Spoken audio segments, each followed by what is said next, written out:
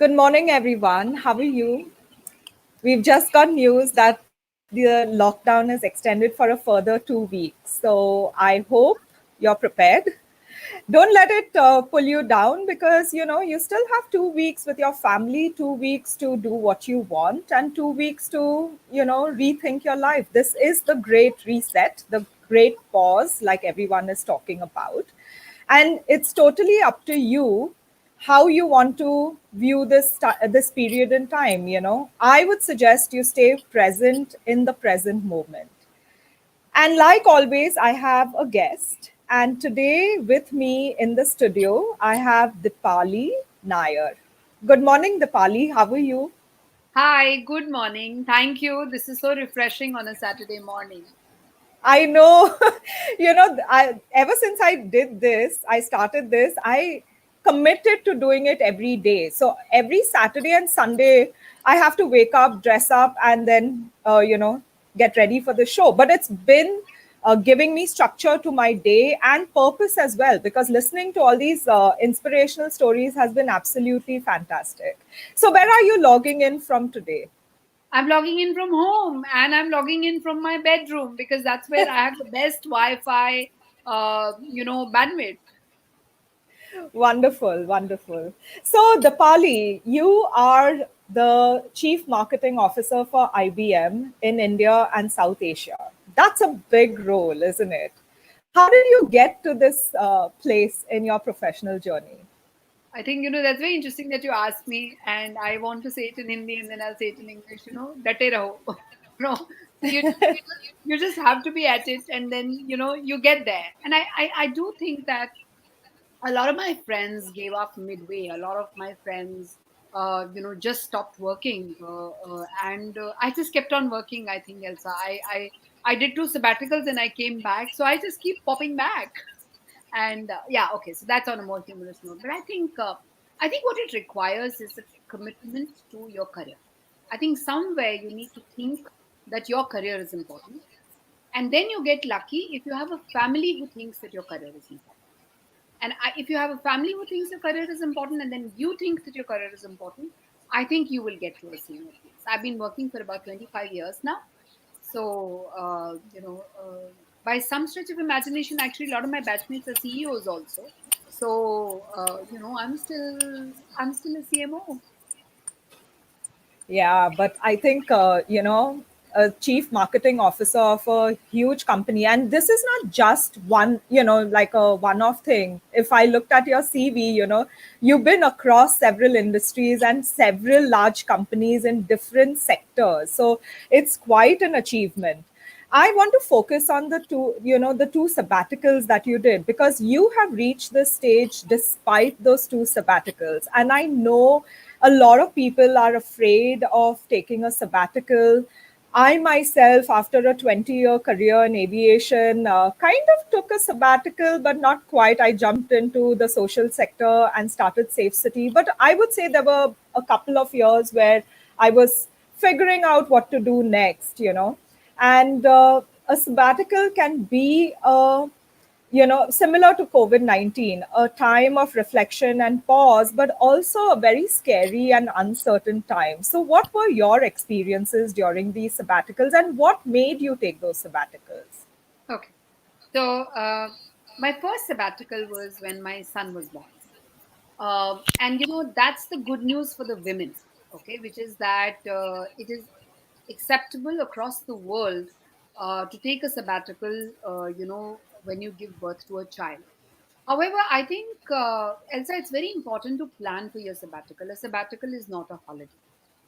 If you want to come back, if you do not want to come back to a corporate career, it's a holiday and you can, just be at home after that. I think the good thing that happened to me during that sabbatical was that there was a friend who had twins about 9 months ahead of me, and she was establishing a career for herself. And I took the lead from her, and Mrinali is her name, and I took the lead from her, and I did a lot of work from home. My ex bosses, and I always say this to people, that my ex bosses are anybody's ex bosses are the best set of people to know what you're good at, and they would give you the right projects which you would be able to do from home and succeed at. So that's something I did. Plus, with Mrinali, I was working for an international consultant and I was doing a lot of writing work. I applied myself. I learned how to write and how to edit much better than what I used to. I stayed focused by doing work within the marketing domain because that was my domain. So I think staying focused is very important too. And I was earning money, which is important, when you're younger, when you're a couple and you have a child, you need the money also. So I think the financial motivation was, also good. Having said that, you're not earning at the same level that you would when you're in a job. And I used to sleep when my kid would sleep and I was doing the work otherwise. So it was a lot of work from home that I did, and there were 2 3 different projects I did for my ex bosses and for Mrinali. And that helped. The second thing that helped is that I was very focused on coming back. So when I was coming back, I was very conscious of the kind of companies I wanted to work with. And HSBC was one company that I wanted to work with because they were known to be women friendly, mother friendly, and they were doing really well in the marketing domain. And I knew that I couldn't go back to the rigor of traveling that you would have in an FMCG company where I was working earlier. And one took those practical decisions at that point of time. But HSBC was considered one of the best financial services companies to work for if you were moving in from FMCG, and there was a lot of movement that happening. So I think you've got to keep up with the trends. Why HSBC recruited me is a question that one needs to answer. They recruited me because they found somebody who's worked in the marketing domain, who was willing to move to them, and somebody who had stayed in touch absolutely for the first year, for the 1 year that she was on a sabbatical, and had learned new things. So that's my message to everyone, that you've got to stay in touch. You can work lesser number of hours perhaps and make a little lesser money, but you've got to stay in touch and be abreast. You can't be seen as a candidate when you want to come back that you don't know or that you would be out of touch. You should absolutely be latest. The story of my second sabbatical. This time, my mother was unwell, and I wanted to really take care of her. And before that, I had lost my dad many years ago, but that time I didn't take a break, and there was a bit of a guilt also, I must admit. And when my mother, we couldn't diagnose at a point of time what was unwell, what was happening with her. So it was emotional. It was an emotional decision, and it was an easy decision also because by that time I'd completed 20 years of working. Like you are, you mentioned that you're taking a sabbatical after 20 years of working, so it was a little easy for me mentally to say that, listen, I've had a long break, I've done one earlier. This time I had the template ready from the previous sabbatical. So even before I decided to take off, I had called up my friends, I had lined up assignments for myself. I'm heavily into teaching. I teach at MBA school, so I took on workload within the first 2 months of my sabbatical of teaching. But I was also very conscious that I needed to be at home, so I decided to work only 4 to 5 hours in a day, and only Monday to Friday. And therefore I decided to stay away from implementation and execution projects. I only took up strategy projects. But the world was very kind once again. People who had seen me work before, they knew what my strengths are. The projects just came in all kinds. I was curating conferences, I was doing a lot of writing, I was coaching CMOs. A friend of mine who's a business head somewhere said, you've got to coach my CMO. I was doing new product launch strategy for a company which wanted to come into India. And what I decided to do was, I said, I'm only going to focus on the tech piece of it, because I realized that given my experience till then, that's a focus area that's going to hold me in good stead in future. So I was not working for FMCG companies. I was not working for durables. I was extremely focused, and that focus helps. The one thing that I haven't done, which I do recommend to other people to do, which helps when, for example, today when I'm sifting through CVs of women who come back, is maybe take on an educational course, and that really helps too. If you learn something new, that's also a very legitimate thing to do during a sabbatical. One more thing I want to admit to you, Elsa, that I think it's a bit of a paid forward. I, in my career, have re-established careers of about 12 to 13 women. And when they watch it, I will name some of them: Sheila, Ashwini, Priya Jain, Kalpana. A lot of them I have, brought them back from, when they weren't in an active, corporate career. And I think it's a bit of a pay it forward, because I have done this for other women. I think my sabbaticals were very easy, and some of the other women helped me come back, to my corporate career too. And I think if that's any if that makes sense to you, then I'll leave it here. Absolutely. And you touched on so many of the themes that I love. So one is integrity in your work, because, like you said, it's your entire body of work that speaks for itself. Yeah, you should always look at the long term and not really the short term, because, like you said, your previous bosses are the best validators of your work, and they will find you the assignments. Yes. And it's so true. They say you don't leave a job because you don't like your work, but most often you leave because of your boss. And similarly, you move companies as well because of your boss. And I've seen that happen in aviation. Teams move from one company to another. And even now, though I'm in the social and development sector, my former colleagues always tell me, in a heartbeat, they would leave their jobs in Qatar or Emirates or Etihad and come and work with me. And I'm like, but you know, this is a totally different field. But it's very reassuring, because as a boss, that your leadership style is something that they value, but also you know their strengths and you know exactly what they are capable of. So half the battle is won, because implementation is easy, especially when you're in a strategic role. So I wanted to focus on, with this, the pay it forward that you spoke about. We also do a lot of mentoring. I'm part of a larger international group called Vital Voices, which was started by Hillary Clinton Yes. when she was first lady. And every year around Women's Day, we have a mentoring walk where we match senior women like yourself with younger women from the cohorts of Prerna, Anti Human Trafficking, Save the Children, Sneha. And it's really about giving these young people guidance and opening up networks, or even giving them an alternate perspective. Yes. I believe in the power of mentoring and coaching. And Yes. since you've done it, can you share a little bit about when you said you gave these 12 or 13 women a leg up, you created space for them? Uh, what are the ways? Because a lot of people think you have to be in an official mentoring relationship. And sometimes, and in most cases, these are actually informal, very informal, not really formalized by the company. But everyone can be a mentor. I've benefited from many male mentors as well. Yeah. Otherwise, I would not have succeeded in my career Yeah. as Yeah. fast as I did. Yeah. So, Yeah. how can women make space and pay it forward? Share some of those strategies. Okay. So, there are various forms that you can mentor, and I wanted to just share those. So, for example, I volunteer my time with Zone Startup.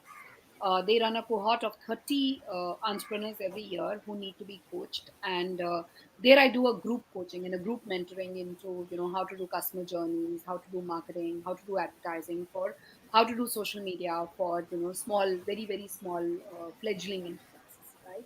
I'm also a coach for mentor at Female Foundry, which is again a cohort for female entrepreneurs, and there I have mentees assigned to me. And one of the interviews that you saw, Elsa, was with Coral, who's a mentee over there. So to actually give a leg up to her venture, I did a similar interview with her. And the third bit that when I'm talking about bringing women back, I think that's really looking at their strengths and looking at. I've been there. I mean, I've known them over the years, and I want to give you. And I have not taken permission from Priya, but I want to give her example, and I know she'd be comfortable with it. She used to be in L&T Insurance with me in the PR domain, but I knew what her strengths were. And when she wanted to come back into a corporate life, I was already at Mahindra Holidays and I did not have a PR role for her. But I knew that she is the kind of person who does project management very well. And we were doing a new website and we needed somebody to watch over the content. Three sets of approvals, everything is speak and span. She's the kind of person who crosses the T's, dots the I's. And I told her, I said, I have a 6-month project for you. This is a great way for you to come back. And either you can stay here or you can go somewhere else. Because her doubt was that after her sabbatical, would she be able to even, operate in this whole corporate environment? She'd taken a slightly longish sabbatical. And she said, but I've never done this before. And I said, listen, I know that you're capable of being doing this very, very well.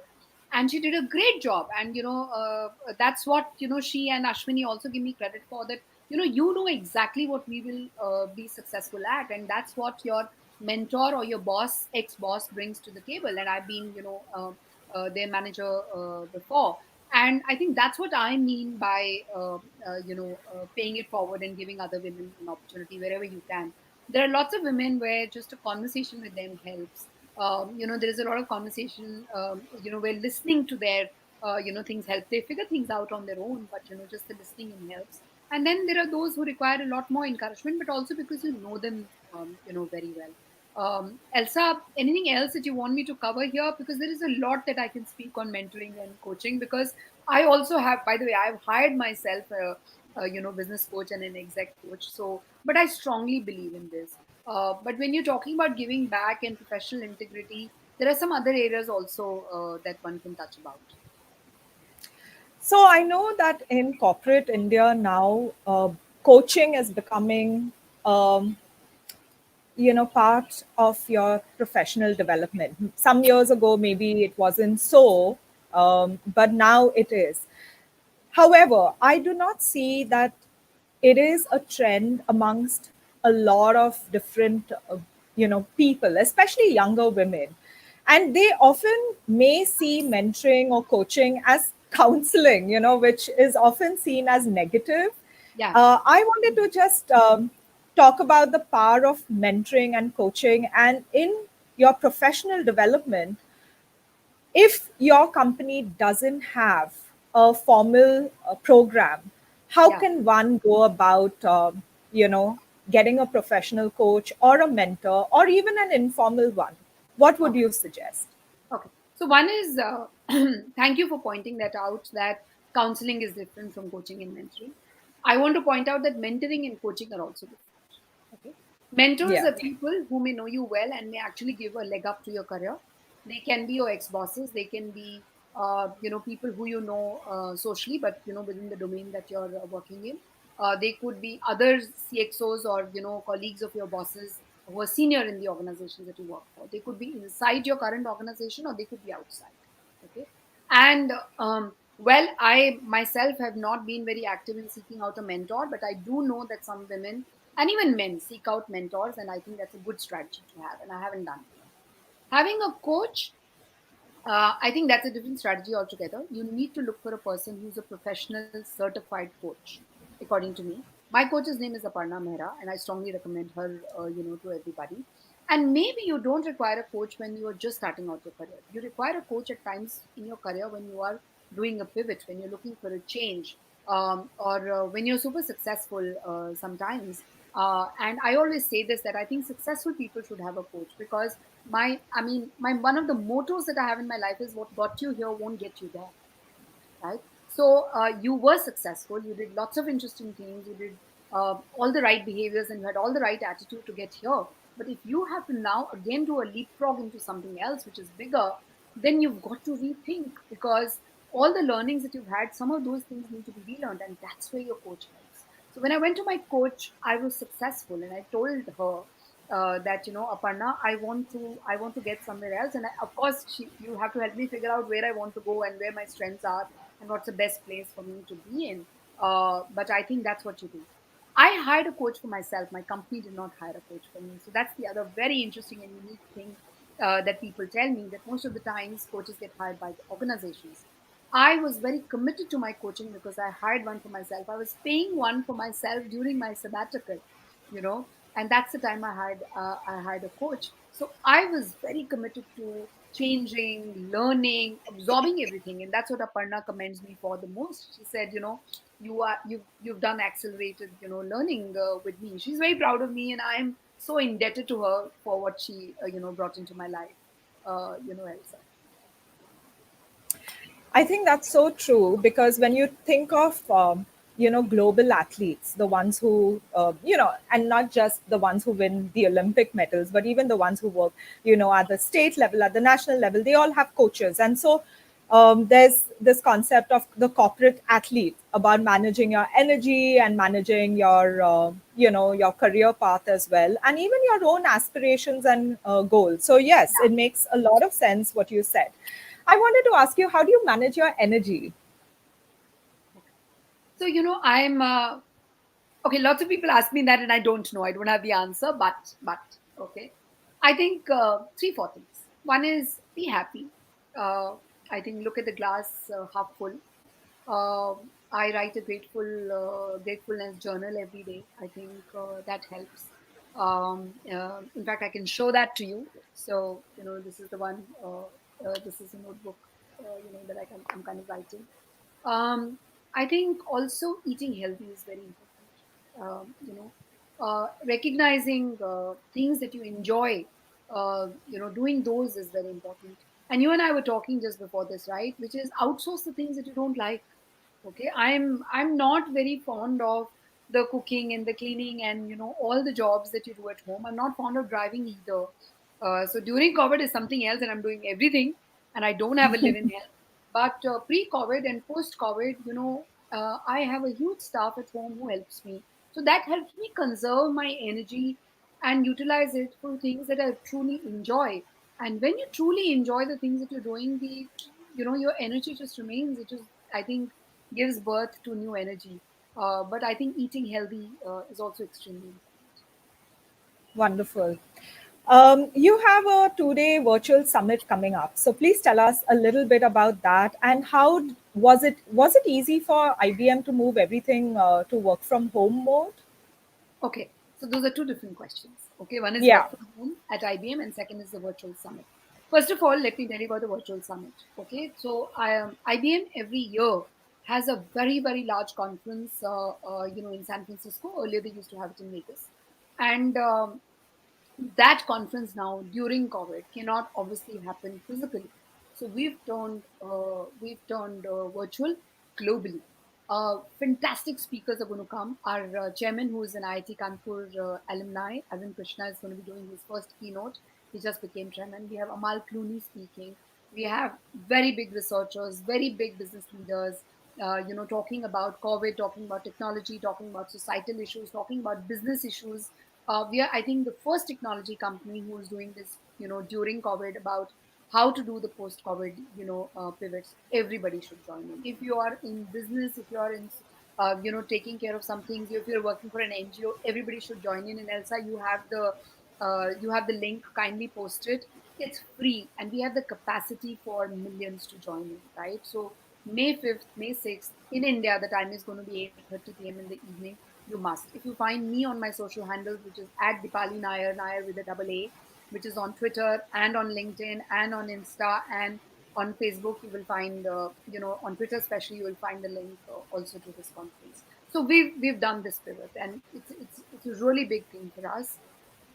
As to how we've done it, I think IBM is a company which thinks ahead of its time. And in fact, India team has just been congratulated, and we've just won an award within IBM, which is my team, of doing the first virtual conference ever in date of it was a data and AI forum that we did in February pre-COVID when we didn't know COVID was happening, because we were already looking at methodologies and saying the world is going digital. The face-to-face events are need to do a pivot. So we at IBM we think ahead of time, and I have to compliment my team who did a fabulous job, and we just won this global award for being ahead of its time and doing a very successful virtual event in India where I had 3,500 people logging. Okay. So I've always been very committed to innovation also. And you were asking me about my energy. See my energy and enthusiasm now. I really take pride and happiness in doing things well. Okay. That's something that is happening. The third thing on work from home that you asked. IBM is a very, very employee friendly organization. When I joined IBM 1.5 years ago, is when I learned how to work from home. And it's not easy. It's not very easy for a person to pivot from doing, meetings with 20 people, agencies presenting to you live, to move to a WebEx where I have 25 people joining into a meeting and I'm chairing the meeting. You have to learn the tricks of how to do it. You have to learn the tricks of how to manage yourself, how to manage time. In IBM, we start and finish our meetings on time. They don't go on and on, right? So I learned work from home then. So I was already, and several members of my team were in the practice of working from home. So when the shift happened, it wasn't a shift at all. I think the shift only happened that some of us were missing the human touch. We, of course, like meeting everybody. So I've done something innovative with my team enjoys. There's a half an hour every day when we just log in and we just do conversations which are fun. We have a theme. So we've had a theme of come and share your travel stories, come and show us things that you really hold precious in your life. Men have come and shown their, whiskey bottles that they preserved, and women have come and shown their wedding saris and, their jewelry. So all is acceptable. The personal pivot that I've done is I think we were all used to be very serious earlier when we were doing the WebEx and the video meetings.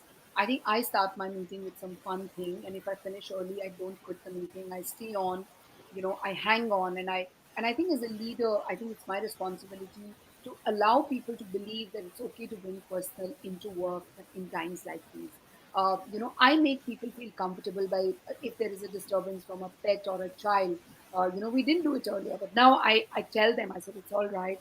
Why don't we wave to your child? And we've done that. And I have waved to so many of the children, on the video chats, within my team. I think it's up to the leaders to ensure that the teams feel comfortable. They are joined, they are discussing human things. And I have a very, very active WhatsApp group where people are sharing, recipes and yoga poses and, so on and so forth. We don't do jokes and forwards and good mornings on that group, but very relevant stuff, serious, fun, learning.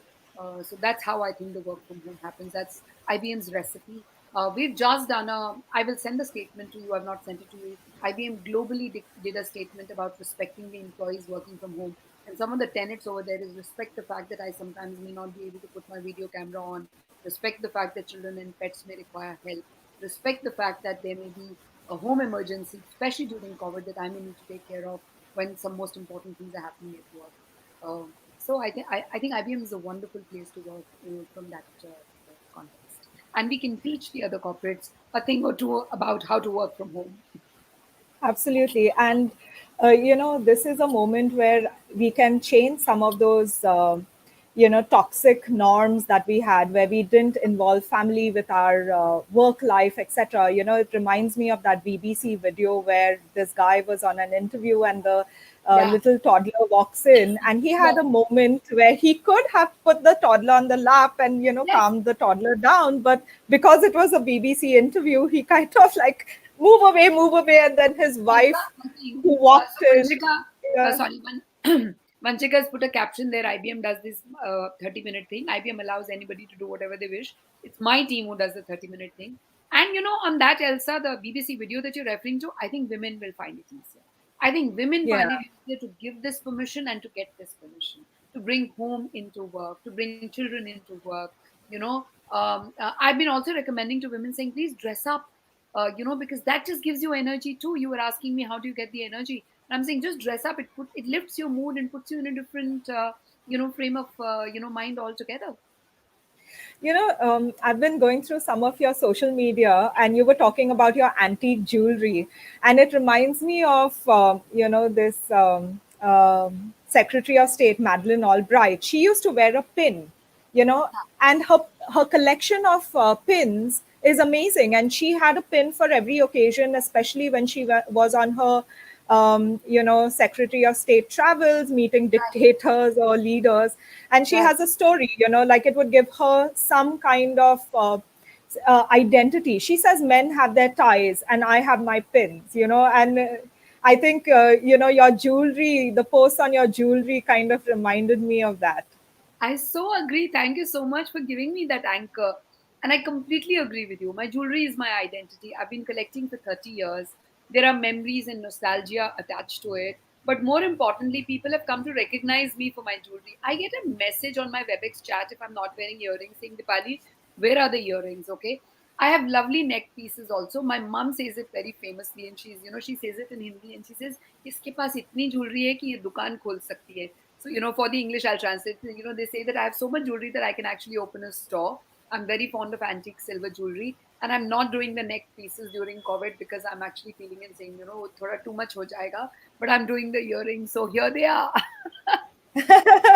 Thank you for wearing your earrings, because I was wondering if you would or not. Yeah. Yeah. So, it's really been so easy chatting with you. I mean, I just got to know you because of the Power Women group, and that's another place. How sisterhood, about supporting each other, sharing tips and strategies, because at the end of the day, corporate is also a man's world. Do you think that we still need to invest in a lot of sisterhood? I think so. I think there is and I must say that, 40 plus women, the sisterhood is easier because by then we're all established in our careers. I think we all have different experiences also from which we learn. We are also, coming together from different functions, so we can actually give a leg up to each other's careers. I mean, look at you. You're doing this interview because you came to know me through the sisterhood, right? So, and the sisterhood that I have with the female entrepreneurs I mentor, it's very interesting because they're a younger cohort and I interact with them. And that's extremely, different too. So I do think investment into sisterhood, matters. But I do think that women also require male sponsors and male mentors. That's important too. I think, but this sisterhood is not just about the serious part of it. This is about comparing families. It's about having fun. It's about being able to be completely candid and yourself. Remember, we were all discussing about going for a holiday to Goa and dancing and how, Yeah. right? So, I mean, that I think can only happen in a sisterhood. And I do think sisterhood Yes. is very important. This group is really precious to me. I've come to know of so many women who've become close friends, now. But Elsa, having said that, the sisterhood works only if you bring your authentic self to it. You That's true. can't be wearing a mask. You have to bring your authentic self to it. I, of course, tell everybody that you have to take your authentic self to work every day. Okay. And I think that's very important because after you've achieved a certain number of years in the corporate careers, you want to be hired by companies who know what you bring to the table. Okay, you want to work in places which culturally match your belief systems. So it's extremely important to bring authenticity, to work, and having that, I call professional integrity. To me, being my authentic self is about having professional integrity. So I think that's very important to a sisterhood also. Wonderful. What's the first thing you're going to do once the travel restrictions are lifted uh, due to COVID-19? You won't believe it. I have already declared it to my team. I used to travel to Bangalore very often because more than half of my team sits in Bangalore. So last year I did 15 trips to Bangalore and I go and stay at the Ritz Carlton. So I told my team, I said, I'm taking a flight out. I'm coming and staying at the Ritz Carlton for 5 days. And some of them, of course, have said, you can come and stay with us, Deepali, if you wish. So sweet of them. But I said, I'm missing you guys. I'm getting withdrawal symptoms about not coming to Bangalore. No, but a Wonderful. holiday is on my cards for sure. So I will go to Bangalore, and I might go to Jaipur. Jaipur is another favorite destination. A lot of my jewelry is from Jaipur, by the way. So I intend doing that. I know a lot of people are saying people won't travel and stuff like that, but at least that's on my first list of things to do. Not shopping, not eating out, not whatever, but I want to just go for a holiday. Well, on that note, I wish you well. Stay home, stay safe during the next 2 weeks. Thank you, Dipali, for sharing your words of wisdom and your inspirational journey with us. I can go on talking to you. I mean, I love listening to your stories, and I hope that after this is over, we get to meet in person too. Let's do That would that. be really nice. Let's do Yeah, that. And yeah. Elsa, I think you're doing a brilliant job in doing these interviews. I have seen few of your other interviews. They're so interesting.